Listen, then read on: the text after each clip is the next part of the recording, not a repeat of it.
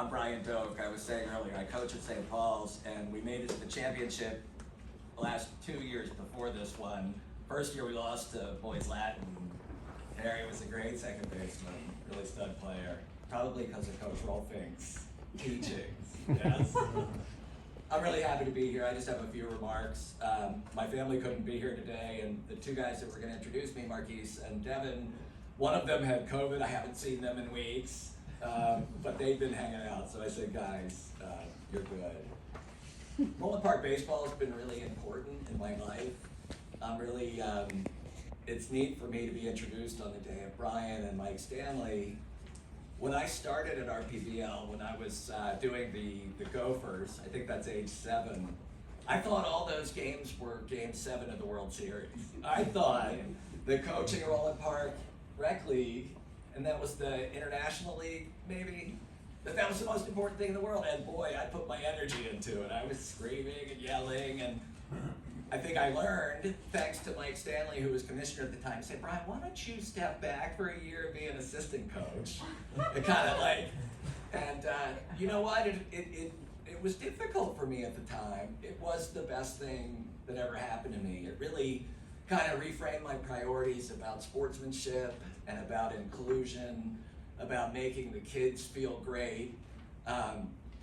And so as I progressed on, I got into the world of travel baseball, and you realize, now coaching varsity baseball, as you progress in baseball, people get less intense, not more intense. I think the professionalism of the higher levels, and so it's a valuable lesson, I think, to share with all the coaches that are in the room. Not that these folks need it, but the administrators of the league being able to really teach the idea of sportsmanship among coaches. I can be a testament to the full circle.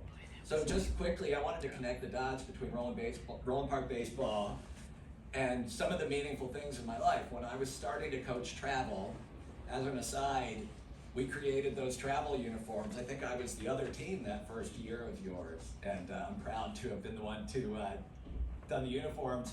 I noticed there were some red ones in there. Did we go red there for a while? You brought them, you tried to bring them back. Exactly. That's a great memory. Yeah, so we brought them back for a season, everybody flipped. So we used to be red. When I came here, we were red. And so I'm happy to see that everybody liked it after all. But anyway, when in 2009, a young kid named Maxwell Costas came to our practice and the tryout for travel team. Little Max, 10 years old, little black kid, and he turned out to be a really fantastic player. But my coaching him, as I did for the next 12 years, Max went to University of Maryland, set a home run record. He's now playing for Aberdeen in Single A. But the important thing is that we were able to get Maxwell a scholarship to Gilman, where he went on to star.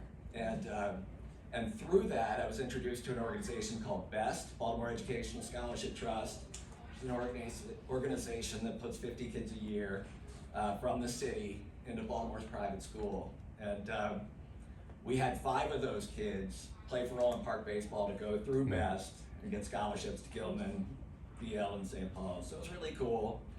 And I'm still active in that cause today. One of the pictures, as you said, is a picture of 6 of those guys with me, and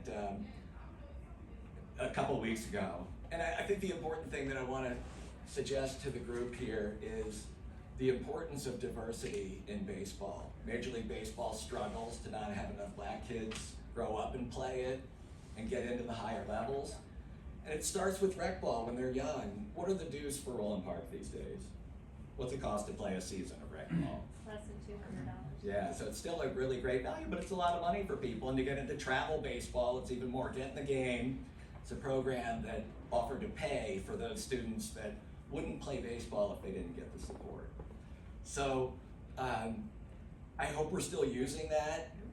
Good. And as coaches, I would encourage all the coaches to look out for kids in your community that can't afford to play and find them. There's so much that we all need to do to continue to promote civil rights in America. And this is a way, education is a way to do that. So So anyway, thank you all. I appreciate it. God bless.